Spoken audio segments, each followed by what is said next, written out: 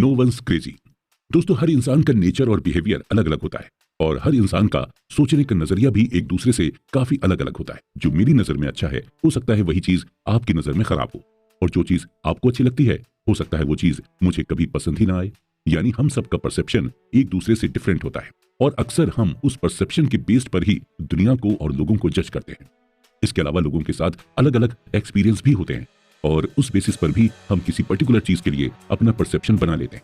जिस तरह से अलग अलग चीजों को लेकर लोगों के परसेप्शंस होते हैं, ठीक पैसों को लेकर भी लोगों का अलग अलग परसेप्शन होता है। एक पुअर इंसान को महीने के 10,000 रुपए भी मिल जाएं तो उसके लिए वही बहुत बड़ी चीज होगी। वहीं कुछ लोग ऐसे भी हैं जो सिर्फ 10,000 की शॉपिंग कर लेते हैं। सच तो यही है कि हम बुकिश नॉलेज यानी किताबी ज्ञान से बहुत कम सीख पाते हैं जितना हम अपने एक्सपीरियंस से सीखते हैं। एक इंसान जिसका स्टॉक मार्केट में काफी लॉस हुआ, वही इस लॉस को एक्सपीरियंस कर सकता है और उस एक्सपीरियंस से ही वो सीख सकता है। इसी के रिगार्डिंग इकोनॉमिस्ट माइकल बेटनिक का कहना है कि लाइफ के लेसन को समझने से पहले उन्हें एक्सपीरियंस किया जाता है। 2006 में national bureau of economic research के इकोनॉमिस्ट अल्ट्रिक मैंडमीर और स्टीफन नेगल ने कंज्यूमर फाइनेंसेस पर एक सर्वे किया था और इस सर्वे को करने का मकसद ये पता लगाना था कि ज्यादातर अमेरिकन अपने पैसों का इस्तेमाल किस तरह से करते हैं। थ्योरेटिकली लोगों को यही लग रहा था कि इस सर्वे में यही कंक्लूजन सामने आएगा कि ज्यादातर अमेरिकन अपने इन्वेस्टमेंट को अपने फाइनेंशियल गोल के हिसाब से प्लान करते हैं और जो भी इन्वेस्टमेंट ऑप्शन उनके सामने अवेलेबल है उसी हिसाब से वो इन्वेस्टमेंट करते हैं। लेकिन इस सर्वे में सरप्राइजिंग बात सामने आई और वो सरप्राइजिंग बात ये थी कि ज्यादातर अमेरिकन अपने फाइनेंशियल गोल के हिसाब से इन्वेस्टमेंट नहीं करते हैं, बल्कि ज्यादातर अमेरिकन अपने इन्वेस्टमेंट को अपनी लाइफ में हुए एक्सपीरियंस के हिसाब से करते हैं। यानी पैसों को लेकर बचपन से लेकर जवानी तक उनका जो भी एक्सपीरियंस था वो उसी बेसिस पर इन्वेस्ट करते हैं। अगर आपका बचपन महंगाई में गुजरा है तो आप अपने पैसे को बॉन्ड में इन्वेस्ट नहीं करेंगे, और अगर अपने बचपन में आपने स्टॉक मार्केट को ग्रो करते देखा है तो यकीनन आप स्टॉक मार्केट में ही इन्वेस्ट करेंगे। और वही अगर आप स्टॉक मार्केट में लोगों को नुकसान उठाते हुए देखेंगे तो आप स्टॉक मार्केट में इन्वेस्ट करना बिल्कुल भी पसंद नहीं करेंगे। ऑथर कहते हैं कि हमारे अंदर रिस्क लेने की विलिंगनेस या पावर है, वो पावर हम अपने पर्सनल एक्सपीरियंस से ही लेते हैं और ये पावर, ये विलिंगनेस हमें एजुकेशन या हमारी इंटेलिजेंस की वजह से नहीं मिली, बल्कि सिर्फ और सिर्फ हमारे एक्सपीरियंस की वजह से ही मिली। एग्जाम्पल के तौर पर मान लीजिए कि जब आप छोटे थे और आपके फादर ने अपने रिलेटिव्स और फ्रेंड्स को उधार पैसे दिए हों और वो पैसे उन्हें आज तक ना मिले हों, तो आपके मन में भी यही आएगा कि रिलेटिव्स और फ्रेंड्स को कभी उधार नहीं देना चाहिए। इसी तरह अगर आपके फादर पर ज्यादा लोन हो और वो लोन को रिपे नहीं कर पाने की वजह से उन पर फाइनेंशियल क्राइसिस आ जाए तो आपके मन में भी यही आएगा कि हमें लोन नहीं लेना चाहिए। यानी हम अपना फाइनेंशियल डिसीजन अपने एक्सपीरियंस के बेस पर ही बनाते हैं। ऑथर कहते हैं कि हम पैसों को लेकर जो भी डिसीजन लेते हैं उस डिसीजन को हम करंट मोमेंट में मिली इंफॉर्मेशन से जस्टिफाई करते हैं और उस डिसीजन को हम अपने यूनिक मेंटल मॉडल के हिसाब से ढाल लेते हैं। यानी एक इंसान जो भी अपना फाइनेंशियल डिसीजन लेता है प्रेजेंट टाइम में उसके लिए वही डिसीजन सेंसिबल होता है। उसे यही लगता है कि जो फाइनेंशियल डिसीजन अभी वो ले रहा है वही उसके लिए बेहतर है, और अपने इस डिसीजन को वो क्यों ले रहे हैं और किस लिए ले रहे हैं, और इसके जवाब में वो आपको अपने फाइनेंशियल एक्सपीरियंस के बारे में बताएंगे। ऐसे लोग नॉर्मली मिस इन्फॉर्म होते हैं या फिर उनके पास इनकम्प्लीट इंफॉर्मेशन होती है या फिर उन्हें बहका दिया जाता है। एग्जाम्पल के तौर पर हम लॉटरी टिकट की बात करते हैं। ये लॉटरी टिकट मोस्टली गरीब लोग ही खरीदते हैं और खरीदते वक्त उन्हें ये डिसीजन बड़ा ही अच्छा लगता है क्योंकि उन्होंने लॉटरी के थ्रू लोगों को अमीर बनते हुए देखा है। उनका मेंटल मॉडल इसी तरह से वर्क करता है कि अमीर मेहनत से नहीं बल्कि लॉटरी या सिर्फ गलत तरीके से पैसे कमाकर ही बना जा सकता है, और नतीजा यही होता है कि ऐसे लोग लॉटरी टिकट खरीदते हैं या फिर शॉर्टकट का यूज करते हैं। पैसों के साथ हमारा जो बिहेवियर होता है वो बड़ा ही क्रेजी और बचकानी चीजों से भरा होता है। जो आपके लिए पागलपन हो सकता है वो चीज मेरे लिए सेंसिबल हो।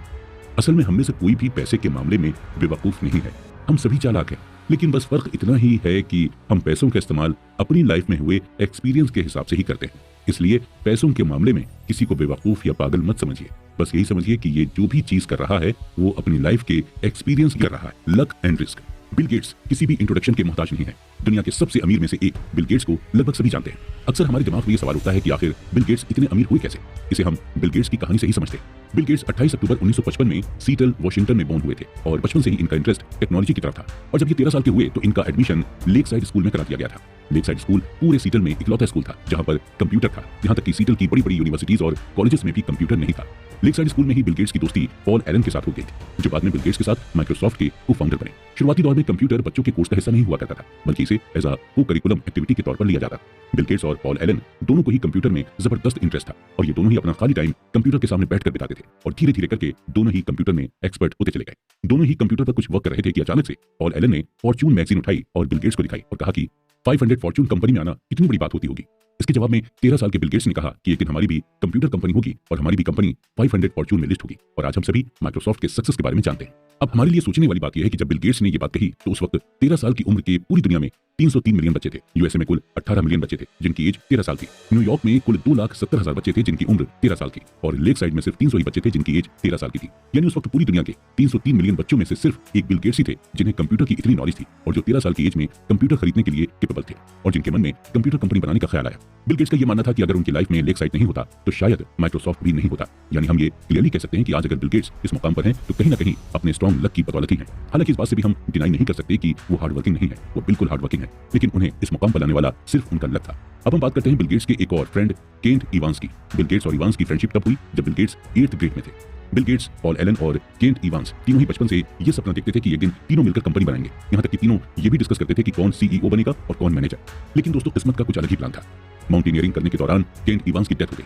हैरत की बात यह थी कि पूरे यूएसए में माउंटेनियरिंग करने के दौरान सिर्फ 36 लोग की ही डेथ होती थी और माउंटेनियरिंग में 1 मिलियन में से सिर्फ 1 लोग की ही डेथ होने के चांसेस रहते। जहां बिल गेट्स के पास लक था वहीं केंट इवांस की किस्मत में रिस्क आया। केंट इवांस ने उस रिस्क को फेस किया जो लाखों लोगों में से किसी एक को मिलता है। बिल गेट्स और केंट इवांस दोनों ही की एनर्जी सेम थी, दोनों का मैग्नीट्यूड सेम था और दोनों के ख्वाब भी सेम थे, लेकिन दोनों के डायरेक्शन अलग हो गए थे। ये सच है कि लक और रिस्क आपस में सिबलिंग है, यानी दोनों ही भाई बहन जैसे हैं और दोनों ही एक जैसे ही होते हैं। अगर आपको यकीन करना हो तो आपको दोनों पर ही यकीन करना होगा। लक और रिस्क ये दोनों फैक्टर्स हमारी लाइफ का एक इंपॉर्टेंट हिस्सा हैं। कभी हमारा लक हमारे साथ रहता है तो कभी हम रिस्क में रहते हैं, लेकिन हमारे लिए दोनों को ही मेजर करना और दोनों को ही एक्सेप्ट करना मुश्किल होता है। ऑथर कहते हैं कि अगर हम किसी वेल्दी को देखें तो हमें बिल्कुल भी ये अंदाजा नहीं लगाना चाहिए कि इसकी जो वेल्थ है वो इसने कड़ी मेहनत करके बनाई है। हो सकता है कि उसकी वेल्थ को पाने के लिए उसके लक ने उसका साथ दिया, या फिर अगर हम किसी वेल्दी इंसान को देखें तो हम ये परसेप्शन ना बनाएं कि इसे लक की वजह से वेल्थ मिली। हो सकता है उस इंसान ने उस वेल्थ को पाने के लिए जबरदस्त रिस्क लिया। सो बेसिकली यही है कि हमें बिल्कुल भी किसी की वेल्थ के बारे में परसेप्शन नहीं लगाना चाहिए। कोई अपनी किस्मत की वजह से ये बन जाता है तो कोई और जबरदस्त मेहनत करके अमीर बनता है। पैसे की ये खासियत है कि ये दोनों ही लोगों के पास आ सकता है, नेवर इनफ। दोस्तों अगर आपको भूख लगी हो और आपके सामने खाने की टेबल लगी और आपसे ये कहा जाए कि आपकी जो मर्जी हो वो आप खा सकते हैं और चाहे जितना खा सकते हैं। नॉर्मली जब इस तरह की सिचुएशन होती है तो एक इंसान अपनी भूख से ज्यादा खाने लगता है और जिसका नतीजा ये होता है कि उस इंसान का पेट खराब हो जाता है या फिर वोमिटिंग करने लगता है। खाने की टेबल को देखकर उसे ये अंदाजा ही नहीं होता कि उसे कितना खाना है और कितना नहीं। ठीक इसी तरह का बिहेवियर हम पैसे के साथ भी करते हैं। जब हमारे पास पैसे का फ्लो बनने लगता है तो हम यही सोचते रहते हैं कि हमारे पास और ज्यादा पैसा है और ज्यादा पैसे कमाने के लिए हम रिस्क पर रिस्क लेते चले जाते हैं। हम लालच में आ जाते हैं। हमें ये मालूम ही नहीं होता कि हमें कहां पर खुद से इनफ बोल देना चाहिए। जितने भी लोग अमीर हुए हैं वो कभी भी पैसे के पीछे नहीं भागते, बल्कि वो पैसे को अट्रैक्ट करते हैं अपनी मेहनत से, अपनी समझदारी से, और वो खुद को ज्यादा पैसे कमाने से रोकते भी हैं। और शायद यही वजह है कि उनके पास और पैसा आता ही जाता है। इस बात को डीपली समझाने के लिए ऑथर हमें रजत गुप्ता का एग्जांपल देते हैं। रजत गुप्ता कोलकाता में बॉर्न हुए थे, यानी पैदा हुए थे, और टीनेज में पहुंचते पहुंचते ये पूरी तरह से अनाथ हो चुके थे। लेकिन आगे चलकर जो उन्होंने अचीव किया वो वाकई में सरप्राइजिंग था। मिड 40s तक पहुंचते पहुंचते रजत मैकिन्से कंपनी के सीईओ बन गए थे। मैकिन्से दुनिया की सबसे बड़ी कंसल्टिंग फर्म है।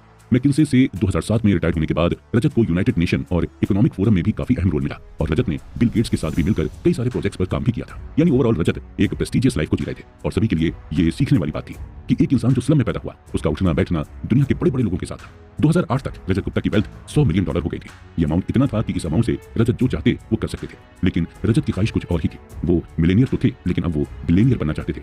रजत लगभग 5 कंपनीज के बोर्ड ऑफ डायरेक्टर्स में शामिल थे। इसके अलावा बिलियनियर बनने की ख्वाहिश को भी पूरा करने के लिए रजत गुप्ता साइड हसल भी करने लगे, यानी एक्स्ट्रा इनकम जनरेट करने के तरीके का इस्तेमाल करने लगे।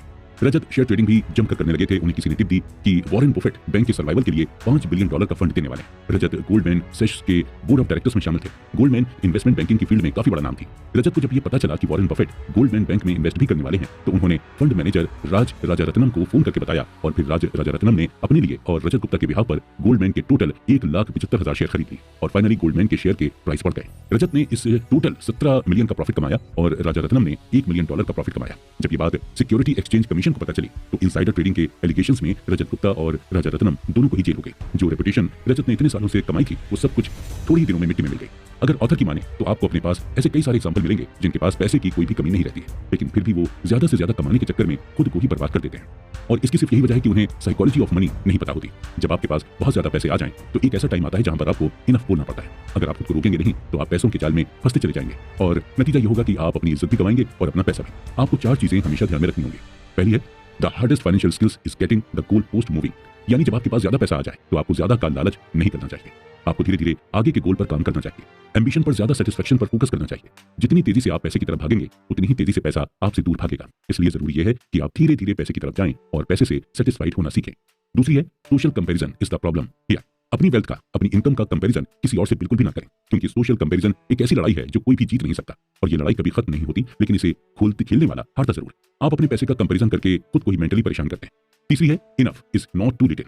इनफ के थ्रू आपको ये रियलाइज करना होता है कि अगर आपने अपने आप को ज्यादा से ज्यादा पैसे कमाने के लिए पुश किया तो एक ऐसा पॉइंट आएगा जहां पर आपको रिग्रेट होगा। जैसे हमने शुरू में कहा था कि आप उतना ही खाना खाइए जितना कि आप डाइजेस्ट कर सकें। इसलिए आपको पता होना चाहिए कि आपको कहां पर खुद को रोकना है। और चौथी है there are many things never worth risking no matter the potential gain.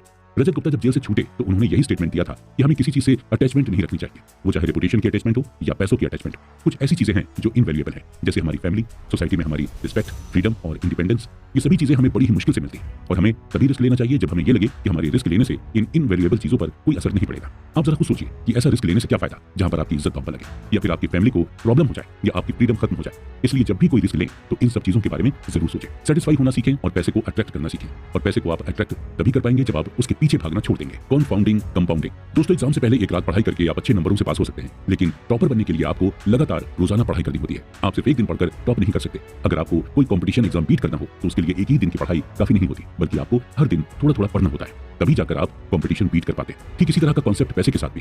पैसा उसी को अपनी तरफ खींचता है जो उसके पीछे लगातार कंसिस्टेंसी के साथ मेहनत करता जाता है। अगर आपको सही मायने में वेल्दी होना है तो आपको रोजाना पैसे कमाने के लिए मेहनत करनी होगी। अक्सर लोग जल्दी से अमीर बनने की सोचते हैं और जल्दी पैसे कमाने के चक्कर में वो लोग गलत तरीकों का इस्तेमाल करने लगते हैं और नतीजा ये होता है कि जितनी तेजी से वो पैसा कमाते हैं उतनी ही तेजी से उनका पैसा चला भी जाता है। उन्हें पैसे की साइकोलॉजी पता नहीं होती। उन्हें ये नहीं मालूम होता कि पैसा उनसे अट्रैक्ट होता है जो उसे पाने के लिए हर दिन मेहनत करते जाते हैं। हम छोटी छोटी चीजों को करके ही बड़ी चीजों को पा सकते हैं और छोटी चीजें करके बड़ी चीज पाने को ही कंपाउंडिंग कहते हैं। इस बात को ऑथर हमें एग्जांपल देकर समझाते हैं कि अगर आपका अपना वजन कम करना चाहते हैं तो आपका वजन एक ही दिन में कम नहीं हो जाएगा। आपको अपने वजन को कम करने के लिए डेली जिम जाना होगा और डेली एक्सरसाइज करनी होगी। जब आप डेली ये सभी प्रोसेस करेंगे तभी आपका वजन कम हो पाएगा। इस बात को सही तरह से समझने के लिए हम वॉरेन बफेट का एग्जांपल लेते हैं। वॉरेन बफेट के ऊपर लगभग 2000 किताबें लिखी जा चुकी है। ज्यादातर लोग यही कहते हैं कि वॉरेन बफेट दुनिया के सबसे अच्छे इन्वेस्टर्स में से एक है। नो डाउट, इस बात पर किसी को कोई शक नहीं, लेकिन कुछ ही राइटर्स ऐसे हैं जो ये मेंशन करते हैं कि वॉरेन बफेट ने इन्वेस्टिंग की शुरुआत कब से की थी। बहुत कम ही लोग जानते हैं कि वॉरेन बफेट जब लगभग 10 साल के थे तभी से उन्होंने इन्वेस्टिंग की शुरुआत कर दी थी। अभी फिलहाल वॉरेन बफेट की नेटवर्थ $85 बिलियन के आसपास है और इस $85 बिलियन में से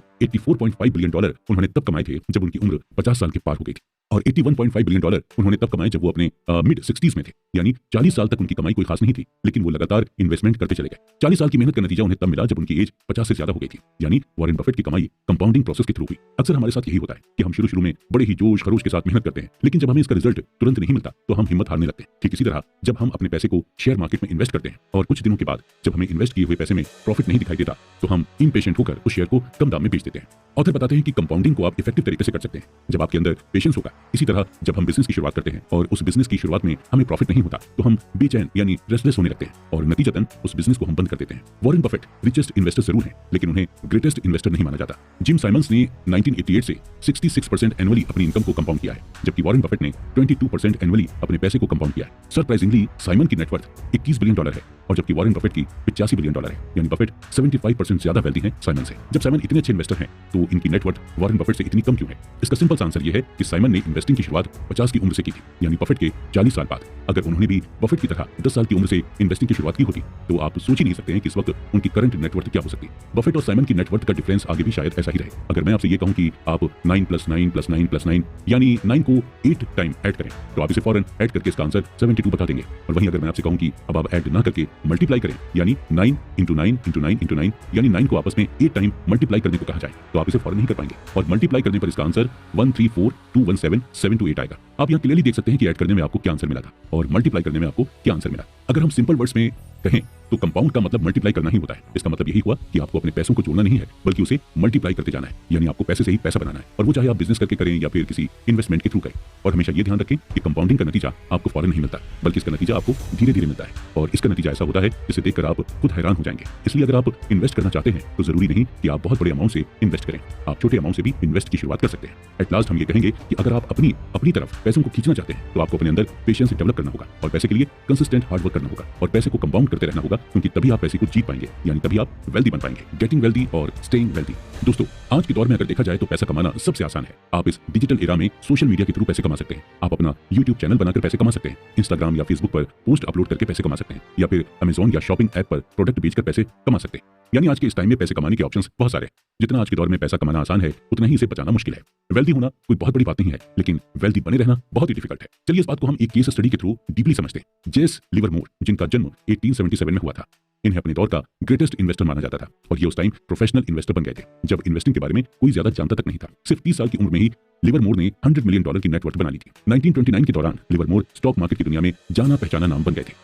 और उसी दौरान स्टॉक मार्केट भी पूरी तरह से क्रैश हो गई थी, जिसकी वजह से इकोनॉमी डिप्रेशन में चली गई थी। अक्टूबर 1929 तक स्टॉक मार्केट की हालत और खराब हो गई। ज्यादातर इन्वेस्टर्स और स्पेकुलेटर्स जबरदस्त फाइनेंशियल लॉस में आ गए थे और जिसकी वजह से कई इन्वेस्टर्स और स्पेकुलेटर्स सुसाइड करने लगे थे। लिवरमोर की वाइफ डोरा दी इन्वेस्टर्स के सुसाइड करने के इंसिडेंट से काफी परेशान थी और एक दिन लिवरमोर घर काफी देर में पहुंचे। घर देर में पहुंचने की वजह से लिवरमोर की वाइफ डोरा थी काफी परेशान हो गई थी, लेकिन लिवरमोर को देखकर उन्हें सुकून मिला और उन्होंने लिवरमोर को अपने परेशान होने की वजह बताई। तो उन्होंने उन्हें बताया कि इस स्टॉक मार्केट के क्रैश में उन्हें बहुत फायदा पहुंचा है और लिवरमोर ने सिर्फ एक ही दिन में कई $मिलियन कमा लिए थे। लिवरमोर ने वाइफ डोराथी से ये भी कहा कि हम वेल्दी ही रहेंगे हमेशा, परेशान होने की कोई जरूरत नहीं है। तो जहां लिवरमोर की फैमिली खुश थी, वहीं एक और फैमिली जो उस दिन खुश नहीं थी, अब्राहम जर्मेंस्की की फैमिली। अब्राहम एक multi millionaires real estate developer थे जिन्होंने 1920 की इकोनॉमी के बढ़ने के दौरान रियल एस्टेट के थ्रू जमकर पैसे कमाए थे और उसी दौरान स्टॉक मार्केट भी काफी बूम पर थी और इसी का फायदा उठाते हुए स्टॉक मार्केट से भी काफी सारे पैसे कमाए थे। 1929 के मार्केट क्रैश के दौरान जब ज्यादातर इन्वेस्टर्स और स्पेकुलेटर्स सुसाइड कर रहे थे, तो उसी दौरान जर्मेंस्की की वाइफ को भी टेंशन होने लगी और जब एक रात उनके वो घर नहीं पहुंचे तो उनकी वाइफ ने पुलिस में मिसिंग की रिपोर्ट दर्ज करा दी और अगले दिन इन्वेस्टिगेशन में पता चला कि जर्मेंस्की ने भी बाकी इन्वेस्टर्स की ही तरह सुसाइड कर लिया। इत्तेफाक देखिए कि 1929 के स्टॉक मार्केट क्रैश ने एक को दुनिया का सबसे अमीर इंसान बना दिया था और दूसरे को इतना नुकसान पहुंचाया कि उसे सुसाइड करने पर मजबूर होना पड़ा। 1929 के स्टॉक मार्केट क्रैश की वजह से लिवरमोर दुनिया के सबसे अमीर आदमियों में से एक बन गए थे। वहीं इसी क्रैश ने रिचेस्ट रियल एस्टेट डेवलपर जर्मेंस्की की जान ले ली थी। 1929 के स्टॉक मार्केट क्रैश से कमाए पैसे ने लिवरमोर के अंदर कॉन्फिडेंस भर दिया था, जिसकी वजह से वो स्टॉक मार्केट में ज्यादा से ज्यादा बेट लगाने लगा था। ठीक 4 साल बाद यानी 1933 में लिवरमोर ने भी सुसाइड कर ली थी, क्योंकि लिवरमोर ने स्टॉक मार्केट में इतना पैसा लगा लिया था कि उसे बहुत ही ज्यादा नुकसान हो गया था। लिवरमोर और जर्मेंस्की दोनों की डेथ पीरियड अलग अलग था, लेकिन दोनों में एक चीज कॉमन थी, दोनों थे वेल्दी, लेकिन वेल्दी बनकर रह नहीं पाए, यानी दोनों ने ही पैसे कमाए लेकिन पैसे को बचा नहीं पाए। ऑथर कहते हैं कि पैसे कमाने के लिए आपको रिस्क लेना होता है, आपको होपफुल और ऑप्टिमिस्टिक होना पड़ता है और पैसे कमाने के लिए आपको अपने कंफर्ट जोन से बाहर निकलना होता है, लेकिन कमाए हुए पैसे को बचाने के लिए आपको रिस्क से बचना होता है, अपने अंदर ह्यूमिलिटी रखनी होती है। इसके अलावा आपके अंदर डर भी होना चाहिए, आपके अंदर ये डर होना चाहिए कि आपने इतनी मेहनत करके जो पैसे कमाए हैं वो कभी भी खत्म हो सकते हैं, आपको कभी भी नुकसान हो सकता है। ज्यादातर वेल्दी लोग इसी माइंडसेट के साथ चलते हैं और शायद इसलिए जितने भी वेल्दी लोग हैं वो बिल्कुल सिंपल लाइफ जीते हैं और अपने पैसे को बिल्कुल सोच समझ कर खर्च करते हैं। वेंचर कैपिटल फर्म सेक्वोया कैपिटल के हेड माइकल मोरिट्ज से जब पूछा गया कि वो अभी तक मार्केट में किस तरह से बने हुए हैं, उनकी कंपनी का अभी तक मार्केट में लगातार टिके रहने का रीजन क्या है, इसका जवाब देते हुए माइकल ने कहा कि डर की वजह से ही वो आज सेक्वोया कैपिटल अभी तक टिकी हुई है। मोरिट्ज का ये मानना है कि उन्हें ये डर रहता है कि अगर आज उन्होंने पैसे कमाए तो जरूरी नहीं है कि कल भी उसी तरह वो पैसे कमा पाएंगे। अगर आज उनके साथ चीजें अच्छी हो रही हैं तो जरूरी नहीं है कि कल भी सब चीजें उनके साथ अच्छी ही हों। यानी हम ये भी कह सकते हैं कि हमारे अंदर अगर सर्वाइवल का डर नहीं होगा तो शायद हम ज्यादा दिनों तक वेल्दी नहीं रह पाएंगे। ऑथर के हिसाब से वेल्दी बने रहने के लिए हमें अपने अंदर सर्वाइवल माइंडसेट रखना होगा और इसे आप 3 तरीके से देख सकते हैं। पहला यह है कि आपको ये सोचना होगा कि आप फाइनेंशियली अनब्रेकेबल हैं। अगर आप फाइनेंशियली अनब्रेकेबल हैं तो आपको हमेशा बड़ा रिटर्न मिलेगा और आपको बड़ा रिटर्न तभी मिल पाएगा जब आप लॉन्ग टर्म के लिए सर्वाइव कर पाएंगे। दूसरा यह है कि आपको प्लानिंग बनाकर चलना होगा। जी हाँ, सर्वाइवल माइंडसेट रखने के लिए प्लानिंग करना बेहद जरूरी है। एक प्लान तभी। तीसरा यह है कि आपको ऑप्टिमिस्टिक पर्सनैलिटी रखनी होगी। जब आप ऑप्टिमिस्टिक पर्सनैलिटी रखते हैं तो आपके अंदर सर्वाइवल माइंडसेट आने लगता है। ऑप्टिमिस्टिक होने पर आपके अंदर बिलीफ भी आता है कि आप किसी भी सिचुएशन में सर्वाइव कर लेंगे। हमेशा ये ध्यान रखें कि पैसा कमाना मुश्किल नहीं है, बल्कि उस पैसे को बचाए रखना मुश्किल है। इसलिए जब आप पैसे कमा लें तो आपको यही कोशिश करनी चाहिए कि उस पैसे को कैसे बचाएं और आप पैसे बचाकर ही पैसे को अपनी ओर तेजी से अट्रैक्ट कर सकते हैं। Tells you will. दोस्तों, हम अपनी लाइफ में बहुत सारी चीजों को करते रहते हैं और बहुत सारे प्लान बनाते रहते हैं, लेकिन इनमें से कुछ प्लान सक्सेसफुल होते हैं और कुछ प्लान में हमें फेलियर मिलती है। कई बार ऐसा होता है कि जब हम किसी सक्सेसफुल इंसान को देखते हैं तो हम सिर्फ उसकी सक्सेस के बारे में ही सोचते हैं, लेकिन हम कभी ये नहीं सोचते हैं कि उस सक्सेस को पाने के लिए वो इंसान कितनी बार फेल हुआ होगा। हॉलीवुड के मशहूर एक्टर ब्रैड पिट को 30 साल लगातार काम करने के बाद स्टार गिल्ड बेस्ट एक्टर का अवार्ड मिला था। टाइटैनिक के हीरो लियोनार्डो डिकैप्रियो को बेस्ट एक्टर के लिए ऑस्कर नॉमिनेशन 5 बार मिला, लेकिन जीता उन्होंने एक ही बार। हमें नहीं पता कि हम जिस भी काम को कर रहे हैं उसमें हमें कितनी सक्सेस मिलेगी। कुछ ऐसे काम होते हैं जिसमें हम कामयाब होते हैं, तो कुछ काम ऐसे भी होते हैं जिनमें हम फेल हो जाते हैं। बिजनेस और इन्वेस्टिंग में चीजें इसी तरह से काम करती हैं। आप जितने भी इन्वेस्टर्स को देखेंगे उन्हें सक्सेस से ज्यादा फेलियर मिली होगी और वो इस चीज को भी एक्सेप्ट करते हैं। वो ये मानकर चलते हैं कि उन्हें फेलियर ज्यादा मिलेगी, लेकिन उनकी नजर मेजॉरिटी आउटकम पर होती है। यानी उनके मन में कहीं ना कहीं ये चलता है कि सक्सेस होने पर उन्हें क्या मिलेगा। अगर ब्रैड पिट शुरू में अवार्ड न मिलने की वजह से एक्टिंग छोड़ देते तो क्या वो इतने पॉपुलर एक्टर होते और क्या उन्हें 30 साल के बाद बेस्ट एक्टर का अवार्ड मिलता? ब्रैड पिट को ये समझ आ गया था कि आपके कुछ प्रोजेक्ट चलते हैं और कुछ नहीं, लेकिन आपको लगातार काम करते रहना चाहिए। आपको अपने एम की ओर लगातार बढ़ते रहना चाहिए। आपको टेल के बारे में सोचना चाहिए, यानी एंड रिजल्ट के बारे में सोचना चाहिए। ऑथर कहते हैं कि आप अपने आसपास जो भी प्रॉफिटेबल, फेमस और इन्फ्लुएंशियल चीजों को देखते हैं, वो टेल इवेंट का ही नतीजा होता है। यानी उस चीज को अचीव करने के लिए लाखों एफर्ट्स किए जाएंगे। जब हम अपना फोकस टेल इवेंट पर करने लगते हैं तो हमारे सामने कोई भी ऑब्स्टिकल या कोई भी परेशानी आ जाए, हमें अपना मनचाहा रिजल्ट मिल ही जाता है। और टेल इवेंट पर फोकस करके हमें यह भी समझ में आने लगता है कि ये कितना रेयर और पावरफुल है। टेल एंड ड्रिवन आपको कई सारी कंपनीज भी मिलेंगे, और टेल एंड ड्रिवन का सबसे अच्छा एग्जांपल है कोई भी वेंचर कैपिटल फर्म। अक्सर वेंचर कैपिटल फर्म नए नए स्टार्टअप को फंडिंग करती है। एक वेंचर कैपिटल फर्म नॉर्मली 40 से 50 स्टार्टअप को फंडिंग देती है, और उस वेंचर कैपिटल को यह भी मालूम होता है कि इस 40 से 50 स्टार्टअप में आधे से ज्यादा स्टार्टअप फेल हो सकते हैं, लेकिन उन्हें यह भी मालूम होता है कि एटलीस्ट 10 स्टार्टअप तो चलेंगे ही, और उन 10 में से 2 या 3 स्टार्टअप ऐसे होंगे जो उनके लिए बोनांजा ऑफर की तरह होंगे, यानी उनका रिटर्न 100% से भी ज्यादा होगा। और वेंचर कैपिटल उन्हीं 2 या 3 स्टार्टअप से अपने पूरे इन्वेस्ट किए हुए पैसे को प्रॉफिट समेत वापस ले लेती है। इसी तरह जब कोई इन्वेस्टर अपना पोर्टफोलियो बनाता है तो उसे भी ये मालूम होता है कि पोर्टफोलियो में शामिल हर स्टॉक उसे अच्छा रिटर्न नहीं देगा, लेकिन पोर्टफोलियो में शामिल 1-2 स्टॉक ऐसे होंगे जो पूरे पोर्टफोलियो का प्रॉफिट कवर करके दे देंगे। ऑथर की माने तो टेल इवेंट ही सब कुछ है, और जिसने ये समझ लिया वही सक्सेसफुल हुआ। आप जितने भी वेल्दी लोगों की कहानी सुनेंगे, आपको उनके बारे में यही पता चलेगा कि वो हमेशा टेल इवेंट के बारे में सोचते हैं। जब आपको ये रियलाइज हो जाता है कि बिजनेस में टेल्स ही सब कुछ है, तो आपके लिए फेल होना, बिजनेस का ना चलना, लॉस होना, ये सभी बातें नॉर्मल हो जाती हैं। आपको फेलियर बिल्कुल भी सरप्राइजिंग नहीं लगता, और आप इसे भी वेल्दी होने का एक पार्ट मान लेते हैं, और आप ये एक्सेप्ट कर लेते हैं कि फेलियर भी इसी प्रोसेस का एक हिस्सा है। हमारे साथ इशू यही होता है कि हम फेलियर को एक्सेप्ट नहीं करते, हम पैनिक करने लग जाते हैं। हमें ये लगने लगता है कि हमारे साथ कैसे हो सकता है, हमने तो बहुत मेहनत की थी, लेकिन हम ये भूल जाते हैं कि मेहनत का रिजल्ट तो हमें हमेशा एंड में ही मिलता है। अगर आप एक अच्छे स्टॉक पिकर हैं तो आपके साथ ये हो सकता है कि कई बार आप स्टॉक पिक करने में गलती कर जाए, या अगर आप एक अच्छे बिजनेसमैन हैं तो ये आपके साथ बिल्कुल हो सकता है कि आप एक खराब और नॉन प्रॉफिटेबल प्रोडक्ट को बेचने लग जाए। ग्रेट इन्वेस्टर्स पीटर लिंच का ये मानना है कि अगर आप किसी बिजनेस में अच्छे हैं तो यानी आप उस बिजनेस में 10 में से 6 बार करेक्ट होंगे और 4 बार इनकरेक्ट होंगे, यानी आपके 6 डिसीजन सही होंगे तो 4 डिसीजन गलत होंगे। हम अपने ऊपर सही चीजों को करने के लिए खुद पर मेंटल प्रेशर बनाने लगते हैं। हम ये सोचने लगते हैं कि हमसे कोई गलती कभी हो ही नहीं सकती। महान बल्लेबाज सचिन तेंदुलकर भी फेल हुए थे, और 25 साल क्रिकेट खेलकर भी उनसे कई गलतियां हुई थी, और अगर ऐसा ना होता तो 664 इंटरनेशनल मैचेस में उनकी 100 सेंचुरी से और कई ज्यादा सेंचुरीज होती। इन्वेस्टर्स और एंटरप्रेन्योर से हमें यही सीखने को मिलता है कि कोई भी हर बार सही डिसीजन नहीं ले सकता। आपको क्या लगता है कि Bill Gates, Jeff Bezos, Elon Musk हर बार सही ही डिसीजन लेते हैं? नहीं, उनके कई बार कई डिसीजन गलत भी होते हैं। बस फर्क सिर्फ इतना है कि हमें उनके गलत डिसीजन के बारे में पता नहीं चलता, क्योंकि हम उनकी सक्सेस को ही देखकर चकाचौंध हो जाते हैं। हम में और उनमें बस फर्क यही है कि वो फेलियर को प्रोसेस का एक हिस्सा मानते हैं, उसे खुद पर हावी नहीं होने देते, क्योंकि उन्हें ये मालूम होता है कि टेल इवेंट में फेलियर जरूर मिल सकती है, और उनका फोकस सिर्फ टेल इवेंट पर ही होता है, क्योंकि टेल इवेंट के एंड में सक्सेस उनका वेट कर रही होती है। फ्रीडम का यही मतलब होता है कि आप कोई भी चीज अपने मन के हिसाब से कर सके, वो भी बिना किसी की रोक टोक के। और जब आप वेल्दी होते हैं तो आपको फाइनेंशियल फ्रीडम मिलती है, आपको ये आजादी मिलती है कि आप अपने पैसों का कुछ भी कर सकते हैं, और जब आपको फाइनेंशियल फ्रीडम मिल जाती है तो आपको हैप्पीनेस भी मिलती है। देखा जाए तो लोग फाइनेंशियल फ्रीडम को इसलिए चुनते हैं ताकि वो अपनी लाइफ में खुश रह सके। ऑथर कहते हैं कि हैप्पीनेस एक कॉम्प्लिकेटेड सब्जेक्ट, और हर इंसान के लिए हैप्पीनेस की डेफिनेशन अलग अलग होती है। एक छोटे बच्चे को भी देखकर हमें खुशी मिल जाती है, और अपने चहेते फिल्म स्टार को लाइव देखकर भी हमें खुशी मिल जाती है। लेकिन अगर हम हैप्पीनेस की कॉमन डिनोमिनेटर की बात करें तो हैप्पीनेस हमें तभी मिलती है जब हमारी लाइफ हमारी ही कंट्रोल में होती है। अपनी लाइफ में हम जब भी कर रहे होते हैं उसका कंट्रोल जब हमारे हाथ में होता है तो हमें बहुत खुशी महसूस होती है। आप कितना भी ज्यादा पैसे क्यों ना कमा लें, लेकिन अगर आपकी लाइफ आपके अपने कंट्रोल में नहीं है तो आप खुश नहीं हो सकते। वहीं अगर आप कुछ भी ना कमा रहे हो लेकिन अगर आपकी लाइफ आपके कंट्रोल में है तो आप डेफिनेटली खुश हैं। ऑथर कहते हैं कि अक्सर लोग यही चाहते हैं कि उनकी लाइफ कंट्रोल में रहे, और जब कोई उनसे किसी काम को करने के लिए कहता है तो उन्हें यही लगता है कि उन्हें डिसएम्पावर्ड किया जा रहा है या डोमिनेट किया जा रहा है। उन्हें ये लगता है कि सामने वाला अपनी चॉइस उन पर थोप रहा है, जबकि इंसान के पास खुद ही चॉइस रहती है कि वो दूसरे की चॉइस को हाँ कहे या फिर ना कहे, या फिर सिंपली वही करे जैसा उनसे कहा जाए। जब हम चॉइसेस के इस खेल में फंस जाते हैं तो हमें ये रियलाइज होने लगता है कि फ्रीडम होना कितना जरूरी है, स्पेशली फाइनेंशियल फ्रीडम, क्योंकि ये आपको चॉइस देती है कि आप अपने टाइम और अपने पैसे से कुछ भी कर सकते हैं। सक्सेसफुल एंटरप्रेन्योर डेरेक साइवर्स से जब उनके एक फ्रेंड ने ये पूछा कि वो इतने रिच कैसे हुए, तो इसके जवाब में वो अपनी कहानी सुनाते हुए कहते हैं कि अपना स्टार्टअप शुरू करने से पहले वो जॉब करते थे, और उस जॉब में उन्हें $1800 की सैलरी मिलती थी, और वो हर महीने अपनी सैलरी में से कुछ न कुछ सेव करते थे। 2 साल के अंदर उन्होंने $12,000 सेव कर लिए थे। जॉब करने के दौरान उनकी एज 22 साल थी, यानी 22 साल की एज में उन्होंने $12,000 सेव कर लिए थे। $12,000 सेव करने के बाद डेरेक ने अपनी जॉब से रिजाइन कर दिया और जॉब छोड़कर वो एक फुल टाइम म्यूजिशियन बन गए थे। डेरेक को हर महीने म्यूजिक का कोई ना कोई असाइनमेंट मिलने लगा था, और असाइनमेंट से मिलने वाले पैसे से वो अपना खर्च चलाते थे। ओवरऑल डेरेक को पूरी तरह से फ्रीडम मिल गई थी, उनको किसी चीज की कोई रोक टोक नहीं थी, और वो अब ऐसे काम से पैसा कमा रहे थे जिसे करके उन्हें बेहद खुशी मिलती थी। डेरेक के दोस्त ने आगे की कहानी पूछी कि फाइनली डेरेक तुम अमीर कब बने। आगे फिर उनके फ्रेंड ने उनकी कंपनी के बेचने का जिक्र करते हुआ कि डेरेक क्या तुम अपनी कंपनी बेचकर अमीर हुए थे। इसका जवाब डेरेक ने बड़ी खूबसूरती से देते हुए कहा था कि कंपनी बेचना तो सिर्फ पैसों का ट्रांजैक्शन था, असल में अमीर वो 22 साल की उम्र में बन गए थे जब वो फुल टाइम म्यूजिशियन बन गए थे। यानी कि हम अमीर असल में तब होते हैं जब हम वो काम करते हैं जिसे करने में हमें मजा आता है, और उस काम को करने में हमें पैसे भी मिलते रहते हैं। असली फाइनेंशियल फ्रीडम तभी मिल सकती है जब आप वो करें जो आप करना चाहते हैं, और उसी को करते हुए आपको पैसे भी मिलते रहें। लोग अक्सर फाइनेंशियल फ्रीडम की तलाश में अपनी जॉब चेंज करते रहते हैं, क्योंकि उन्हें लगता है कि जॉब चेंज करके उन्हें ज्यादा पैकेज मिलेगा, जबकि ज्यादा पैकेज से फाइनेंशियल फ्रीडम नहीं मिलती। आपको फाइनेंशियल फ्रीडम तभी मिल पाएगी जब आपकी लाइफ आपके कंट्रोल में होगी। अब हम बात करते हैं man in the car paradox.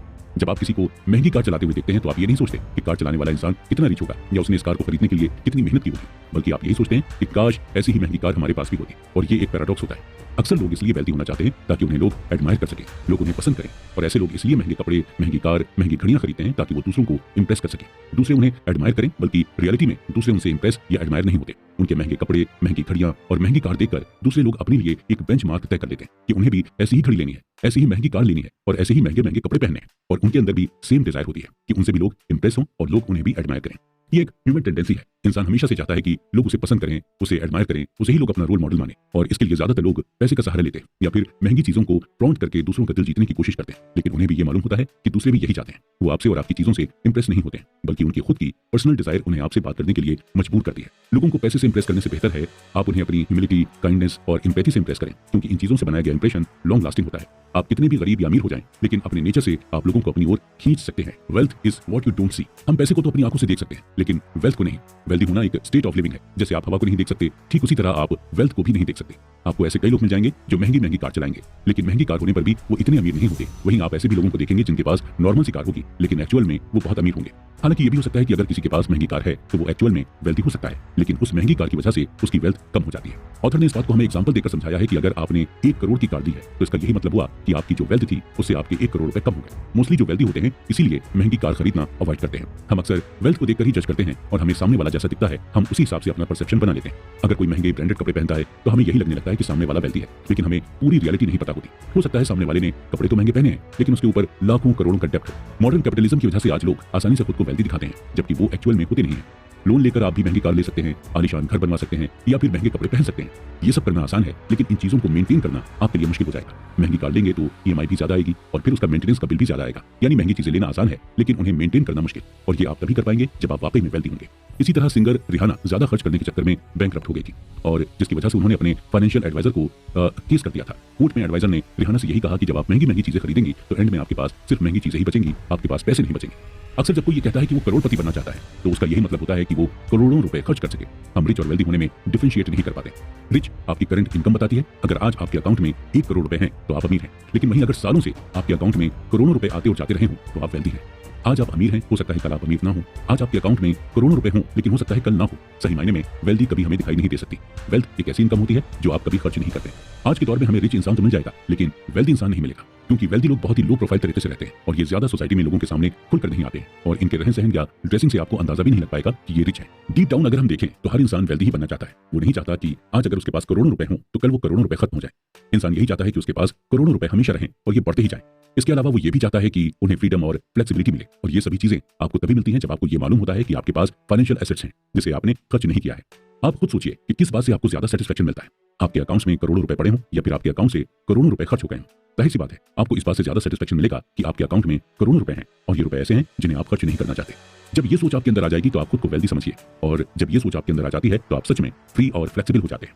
हम इंसान आगे बढ़ने के लिए हमेशा एक रोल मॉडल की तलाश करते रहते हैं, और ऐसा करके ही हम आगे बढ़ भी सकते हैं। अगर आप एक अच्छे ऑथर बनना चाहते हैं तो पहले आपको अच्छे ऑथर को पढ़ना पड़ेगा। आप अच्छे एक्टर बनना चाहते हैं तो आपको अच्छे एक्टर की मूवीज देखनी होंगी। उसी तरह आपको अगर वेल्दी बनना है तो आपको एक वेल्दी इंसान को रोल मॉडल बनाना होगा। लेकिन हम ये अंदाजा नहीं लगा पाते हैं कि कौन वेल्दी है कौन नहीं, और हम किसी को बिना देखे या बिना जाने रोल मॉडल नहीं बना पाते। जरूरी नहीं है कि जो देखने में रिच है वो वाकई में रिच हो सकता है वो उतना रिच नहीं हो जितना आप समझते हैं, और जो आपकी नजर में गरीब दिख रहा है हो सकता है वो वेल्दी हो। इसलिए किसी को क्विकली जज ना करें, स्पेशली किसी को उसकी हैसियत से तो बिल्कुल भी जज नहीं करें। Nothings free. अक्सर हम टीवी पर ऐड देखते हैं कि एक प्रोडक्ट खरीदने पर आपको दूसरा प्रोडक्ट बिल्कुल फ्री में मिलेगा, और आप जब ये प्रोडक्ट का ऐड देखते हैं तो आप फ्री के चक्कर में उस प्रोडक्ट को खरीद लेते हैं। लेकिन असल में मार्केट में कुछ भी फ्री नहीं मिलता। आप जिस प्रोडक्ट को फ्री समझते हैं उसका दाम आप कहीं ना कहीं पहले ही दे चुके होते हैं। ऑथर कहते हैं कि हमें कई चीजों की ऑब्वियस प्राइस तब तक नहीं पता होती जब तक हम उस चीज को खरीद नहीं लेते या उस चीज का एक्सपीरियंस नहीं ले लेते। एग्जाम्पल के तौर पर आपको एक मूवी पैसा वसूल तभी लगती है जब तक आप उसे देख नहीं लेते और जब तक आप उसका एक्सपीरियंस नहीं कर लेते। मूवी अगर अच्छी है तो पैसा वसूल, और अगर बुरी है तो पैसे वेस्ट। और दोनों ही एक्सपीरियंस को पाने के लिए सबसे पहले आपको मूवी का टिकट लेना पड़ता है। हमें अक्सर दूसरों की जॉब इजी लगती है और हमें यही लगता है कि इसकी जॉब तो बड़ी आसान है, काश इसकी जॉब मैं कर पाता। लेकिन एक्चुअल में उस जॉब को करने में क्या क्या स्ट्रगल्स हैं ये वही देख पाता है जो उसे कर रहा होता है। हमें दूसरों की जॉब इसलिए अच्छी लगती है क्योंकि क्योंकि उसके स्ट्रगल्स हमारे लिए इनविजिबल होते हैं। हमारे लिए कई ऐसी चीजें हैं जो प्रैक्टिस के दौरान हमें टफ लगती हैं, लेकिन थ्योरी में आसान होती हैं। ऐसा इसलिए होता है क्योंकि हम ओवर कॉन्फिडेंट होते हैं। ऐसा इसलिए भी होता है क्योंकि हम सक्सेस की क्या कीमत होगी इसे आइडेंटिफाई नहीं कर पाते, और जब सक्सेस पाने की हमें कीमत ही नहीं पता होती तो हम सक्सेस के लिए पे भी नहीं कर पाते, और इसलिए हम सक्सेस भी नहीं हो पाते। सक्सेस पाने के लिए हमें एक कीमत देनी होती है। ठीक इसी तरह एक सक्सेसफुल इन्वेस्टिंग के लिए भी हमें प्राइस पे करना पड़ता है, लेकिन ये प्राइस हमें डॉलर, रुपीस या फिर पाउंड में नहीं पे करना पड़ता, बल्कि ये प्राइस हमें fear, volatility, doubt, uncertainty, regret के फॉर्म में पे करना होता है। और इन प्राइसेस को हम ओवरलुक भी नहीं कर सकते, क्योंकि हम इन प्राइसेस को रियल टाइम में फील करते हैं। यानी जब हमें डर लगता है तो हम अपने डर को फील कर सकते हैं, जब हमें रिग्रेट होता है हम वो भी फील कर सकते हैं। ऑथर कहते हैं कि अगर आपको अपने लिए कार लेनी हो और आपके सामने 3 ऑप्शंस रखे जाएं तो आप उन तीनों में से कौन सा ऑप्शन चुनेंगे? पहला ऑप्शन यह है कि कार आपको 5 लाख में मिल रही है, दूसरा ऑप्शन यह है कि कार आपको सेकंड हैंड मिल रही है 3 लाख में, और तीसरा ऑप्शन यह है कि आप कार चुरा लें। देखा जाए तो तीनों ही तरीकों से कार आपके पास आ सकती है, लेकिन आप तीसरा ऑप्शन तो बिल्कुल भी कंसीडर नहीं करेंगे। दोनों ही ऑप्शंस आपके लिए इजी रहेंगे और आप इन दोनों में से एक ऑप्शन को चूज करके कार ले लेंगे। लेकिन कुछ लोग ऐसे भी हैं जो तीसरा ऑप्शन चूज करेंगे। ऐसे लोग प्लान और स्ट्रेटेजी बनाते हैं और उन्हें इसका प्राइस भी पता होता है कि कार चुराने पर उन्हें क्या प्राइस पे करना हो सकता है, और उन्हें यह भी पता होता है कि अगर वो नहीं पकड़े गए तो बिना किसी इन्वेस्टमेंट के उनके पास एक कार आ जाएगी। लेकिन वो कहते हैं कि धन की देवी उसी पर मेहरबान होती है जो उसे ईमानदारी से कमाते हैं, इसलिए कार चुराने वाले देर सवेर पकड़े ही जाते हैं। ठीक यही चीज इन्वेस्टिंग के साथ भी होती है। मॉर्निंगस्टार कंपनी ने कुछ ऐसे टैक्टिकल म्यूचुअल फंड्स को आइडेंटिफाई किया था कि वो मौका पड़ने पर कभी स्टॉक से प्रॉफिट अर्न करने की कोशिश करते तो कभी बॉन्ड के थ्रू प्रॉफिट अर्न करने की कोशिश करते, यानी ये म्यूचुअल फंड्स रिटर्न के लिए प्राइसेस नहीं पे करना चाहते थे। मॉर्निंगस्टार की रिपोर्ट की माने तो 2007 के रिसेशन के बाद टोटल 112 टैक्टिकल म्यूचुअल फंड थे, जिनमें से सिर्फ 9 ने ही बेटर रिस्क एडजस्टेड रिटर्न दिया था। बाकी म्यूचुअल फंड 60-40 स्टॉक फंड के बीच में ही फंसे रहे। अक्सर हमारे मन में ये सवाल आता है कि जो लोग बड़ी बड़ी कारें, बड़े बड़े घर खरीदने के लिए कोई भी प्राइस पे करने को तैयार रहते हैं, वो लोग जब इन्वेस्टिंग करते हैं तो इतना घबराते क्यों नहीं है, या इतना ज्यादा प्राइसेस पे करने को तैयार क्यों नहीं रहते हैं? इसका यही जवाब है कि इन्वेस्टिंग में आपको रिजल्ट्स फौरन नहीं मिलता है, आपको वेट करना होता है। आप इन्वेस्टिंग के प्राइस टैग को फौरन नहीं देख पाते, जबकि कार और घर लेना इन्वेस्टिंग के कंपैरिजन में लेस टाइम टेकिंग प्रोसीजर है। जब आपके पास यूटिलिटी बिल आता है तो आप कुछ नहीं होते हैं, आपको बिल सजा की तरह लगने लगता है। आप हैवी मन से बिल भरते हैं, आपको ये फाइन की तरह लगता है। जनरली हम फीस देने से नहीं घबराते, बल्कि हमें फाइन देने में परेशानी होती है। ठीक इसी तरह अगर हम मार्केट वोलेटिलिटी को फाइन की तरह न लेकर फीस की तरह लेंगे तो हमारे अंदर एक ऐसा माइंडसेट डेवलप हो जाएगा जहां पर हम इन्वेस्टमेंट में गेन करने लगेंगे। हमेशा ये ध्यान रखें कि मार्केट रिटर्न्स कभी भी फ्री नहीं होते। जिस तरह बाकी प्रोडक्ट्स के लिए आप पे करते हैं, ठीक है उसी तरह आपको इसके लिए भी पे करना होगा। हालांकि आपको इसके लिए फोर्स नहीं किया जा सकता है, लेकिन आपको मिलेगा वही जितना आप इसके लिए पे करेंगे।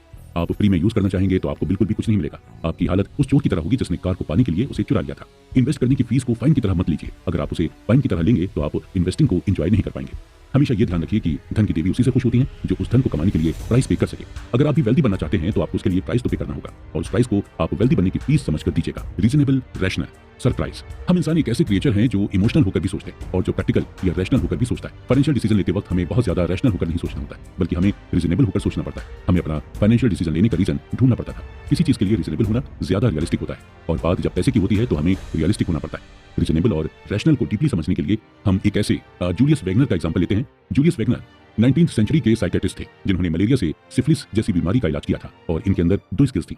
पहली ये कि ये चीजों के पैटर्न को बहुत अच्छी तरह से समझ जाते थे, और दूसरी ये कि जो लोगों की नजर में पागलपन होता था वो पागलपन उन्हें बहादुरी लगती थी। और इन दोनों ही स्किल्स को जूलियस वैगनर ने न्यूरोसिफिलिस पेशेंट पर आजमाया था। जूलियस ने यह पैटर्न नोटिस किया कि जब सिफिलिस पेशेंट को फीवर होता है तो वो जल्दी रिकवर करने लग जाता है। जूलियस वैगनर ने यह अज्यूम किया कि फीवर इन्फेक्शन से फाइट करने में बॉडी की हेल्प होती है, और ये चीज डॉक्टर समझ नहीं पा रहे थे। जूलियस एक लॉजिकल कंक्लूजन पर पहुंचे और वो टाइफाइड, मलेरिया और स्मॉल पॉक्स के लो एंड स्ट्रेन वायरस को सिफिलिस के पेशेंट में इंजेक्ट करने लगे। ये एक एक्सपेरिमेंट था, काफी डेंजरस, और इस एक्सपेरिमेंट से कई पेशेंट्स की जान भी चली गई। फाइनली जूलियस वैगनर ने मलेरिया का वीक वर्जन सिफिलिस के पेशेंट को इंजेक्ट करना शुरू कर दिया, जिसकी वजह से लोगों को फीवर आने लगा और लोग सही भी होने लगे। जूलियस वैगनर ने फाइनली ये कंक्लूजन निकाला कि हर 10 में से 6 सिफिलिस पेशेंट्स को मलेरिया के बुखार से ठीक किया जा सकता है, और इस ट्रीटमेंट को मलेरिया थेरेपी नाम दिया गया। जूलियस वैगनर को इस रिसर्च के लिए 1927 में मेडिसिन की फील्ड में नोबेल प्राइज मिला। हालांकि बाद में मलेरिया थेरेपी को पेनिसिलिन से रिप्लेस कर दिया गया था, लेकिन जूलियस वैगनर दुनिया के ऐसे पहले डॉक्टर बने जिन्होंने ये बताया कि फीवर से हम इन्फेक्शन से फाइट कर सकते हैं। लोग फीवर को बुरी तरह से लेते हैं और उसे ट्रीट करने के लिए अलग अलग दवाइयों का इस्तेमाल करते हैं। लोग फीवर को इसलिए बुरा मानते हैं क्योंकि फीवर में हमें पेन होता है,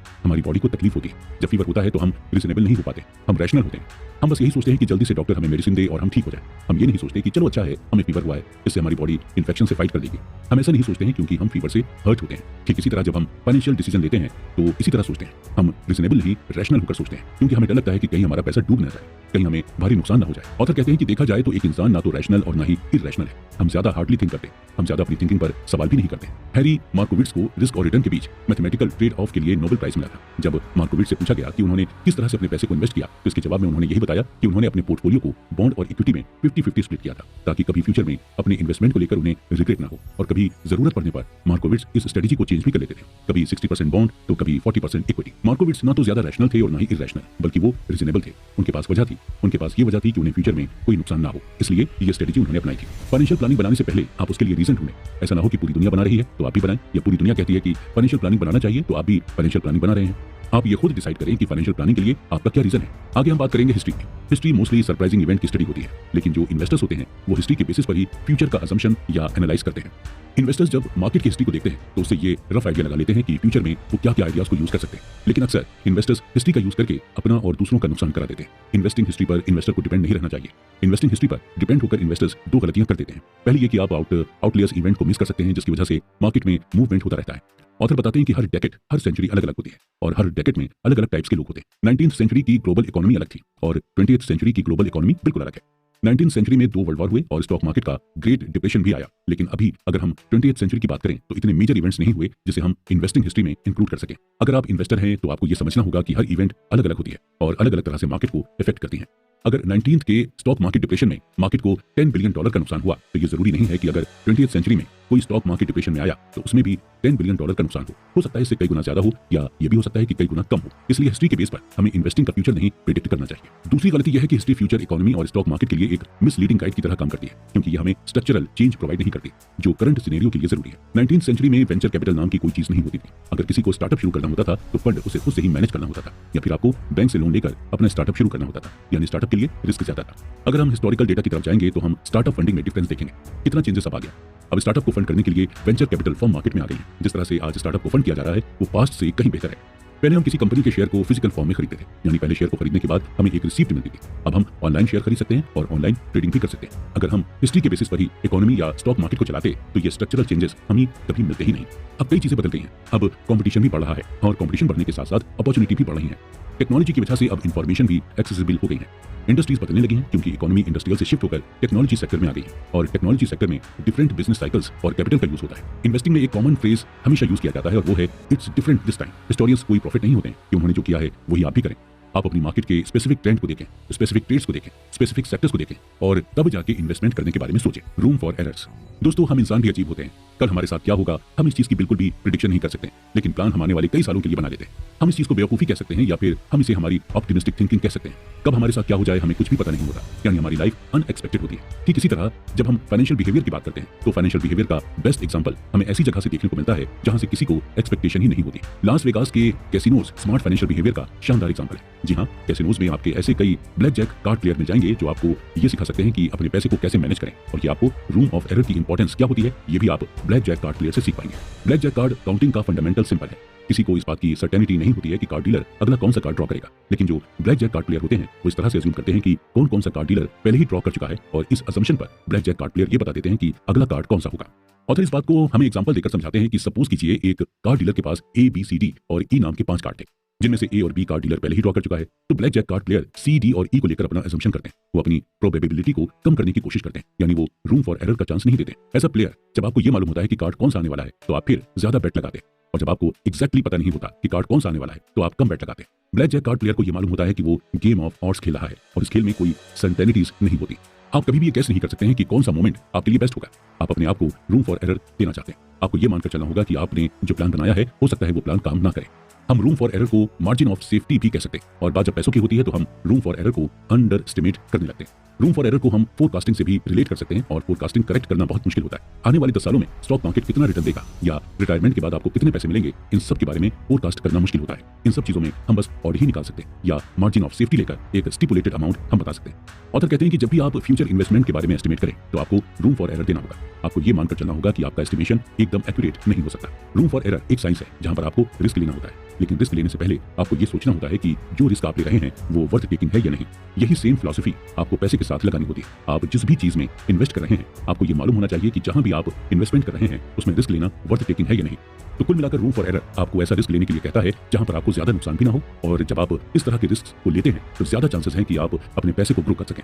अक्सर ऐसा होता है कि हम किसी चीज की बहुत लंबी चौड़ी प्लानिंग कर लेते हैं, लेकिन ऐसा करने से हमें बचना चाहिए क्योंकि वक्त के साथ साथ हमारी डिजायर्स, हमारी नीड्स और वांट्स बदलती रहती हैं। देखा जाए तो लॉन्ग टर्म फाइनेंशियल गोल बनाना जरूरी है, लेकिन हर 5 से 10 साल में दुनिया बदलती रहती है। नई नई टेक्नोलॉजीज आती जाती हैं, नई इकोनॉमी पॉलिसीज आ जाती हैं और हमारे खुद के भी गोल चेंज हो जाते हैं। हम अपनी लाइफ के हर स्टेज में ऐसे डिसीजन लेते हैं जो बाद में हमारी लाइफ को इन्फ्लुएंस करते हैं, और उस डिसीजन को लेकर अब हमारे अंदर एक्साइटमेंट भी रहती है।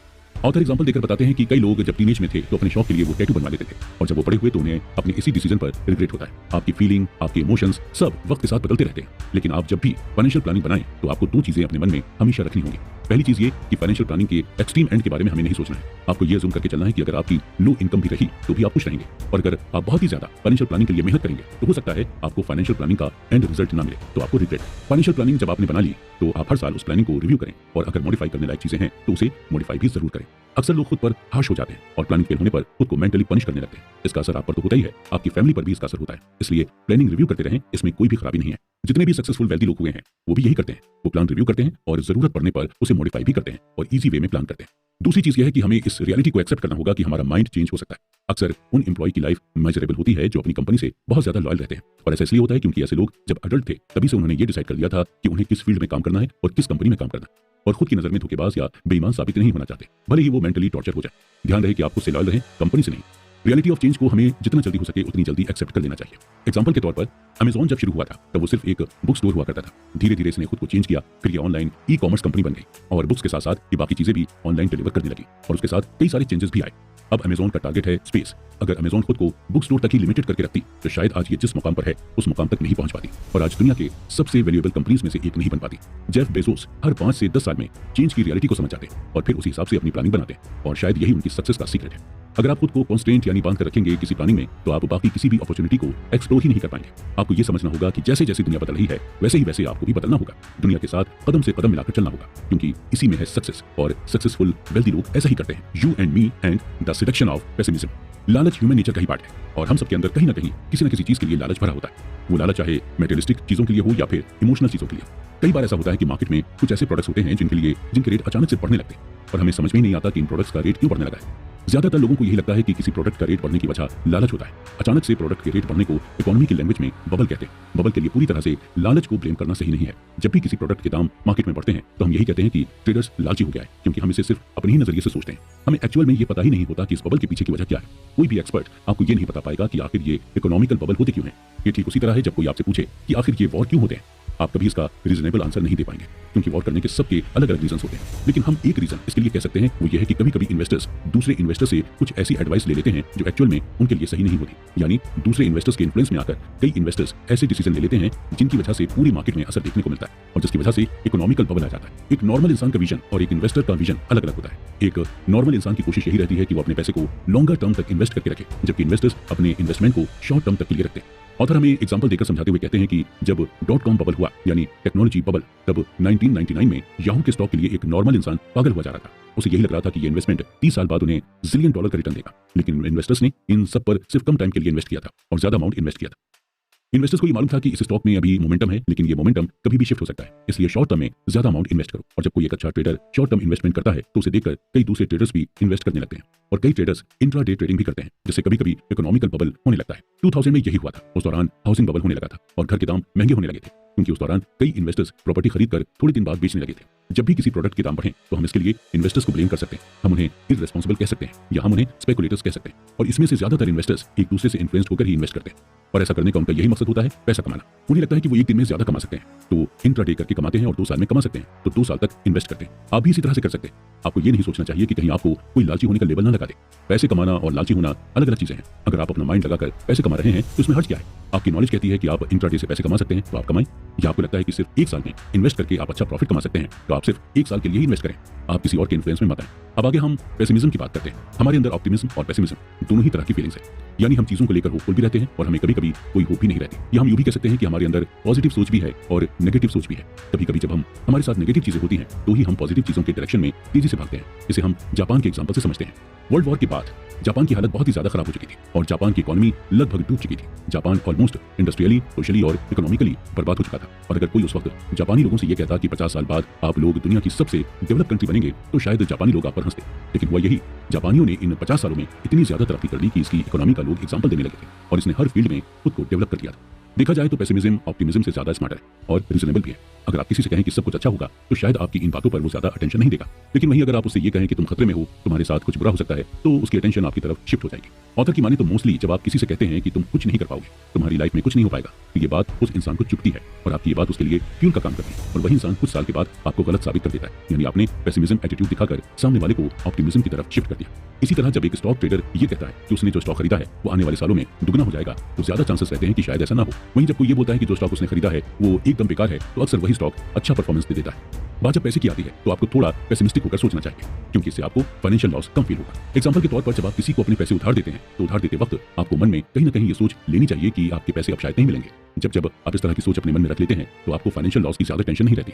आप अपने मन में पहले से ही ये परसेप्शन बना लेते हैं कि आपको ऑलरेडी लॉस हो चुका है, और जब वही पैसे आपको वापस मिलते हैं तो आपको बहुत खुशी होती है। और जबकि वो पैसे खुद आपके ही होते हैं, वो एक्स्ट्रा पैसे भी नहीं होते जो आपने कमाए हो। आपका पैसा आपको कुछ दिनों बाद मिलता है। ये खुशी आपको इसलिए मिलती है क्योंकि आप अपने मन में पेसिमिस्टिक थॉट लेकर चले थे। वहीं अगर बात हम इन्वेस्टिंग की करें तो हम बहुत ज्यादा एक्सपेक्टेशंस रख लेते हैं। हम ये उम्मीद लगाकर बैठ जाते हैं कि हमें बहुत ज्यादा रिटर्न मिलेगा, और जब नहीं मिलता तो हम फ्रस्ट्रेट होकर सेट हो जाते हैं। लेकिन वहीं अगर हम ये मानकर चलें कि हमें बहुत ज्यादा रिटर्न नहीं मिलेगा या शायद हमें हमारा प्रिंसिपल अमाउंट ही नहीं मिलेगा, तो हम अपने मन में इत्मीनान रख लेते हैं और जब हमें थोड़ा भी रिटर्न मिलता है तो हमें बहुत ज्यादा खुशी मिलती है। इसलिए पैसों के मामले में ज्यादातर पेसिमिज्म सोच रखें, वो भी तब जब आप अपने पैसे को कहीं इन्वेस्ट कर रहे हैं। अदरवाइज आपको हमेशा ये सोचना चाहिए कि आप एक दिन वेल्थी जरूर बनेंगे। When you will believe in anything. दोस्तों, अक्सर हमने हॉलीवुड की फिल्मों में देखा है कि कैसे एलियंस अमेरिका के शहरों में अटैक कर देता है। तो चलिए उन्हीं एलियंस का एग्जांपल लेते हैं। मान लीजिए कि एलियंस अमेरिका के न्यूयॉर्क शहर में आया, और इस बार ये एलियन अटैक करने नहीं बल्कि 2007 और 2009 की अमेरिकन इकोनॉमी को चेक करने आया।